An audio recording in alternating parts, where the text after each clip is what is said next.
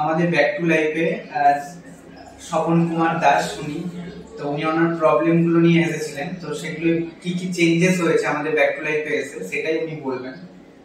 এখানে আসার আগে যে প্রবলেম নিয়ে এসেছিলাম, আমার মানে antenna horse disease doctor doctor বললো যে তখন হাত ঝিনঝিন করতো, হাতে কিছু জিনিস তুললে পড়ে যেত, হাঁটতে গেলে ব্যালেন্স রাখতে পারতাম না। আর এছাড়া কোমরে আমার একটা ব্যথাই ছিল, দীর্ঘদিনের ব্যথা। এখানে আসার পরে হাতের ঝিনঝিন ভাবটা কমে গেছে, ব্যালেন্স রাখতে পারছি এবং কোমরের ব্যথাটা এখন বুঝতে পারছি না। আগে বেল ছাড়া চলতে পারতাম না, এখন কোমরে উইদাউট বেলটা আমি ব্যাকআপ করতে পারছি। আর এখানে ব্যায়াম করার পরে খিদেও পাচ্ছে, শরীরে শক্তি এনার্জিও পাচ্ছে।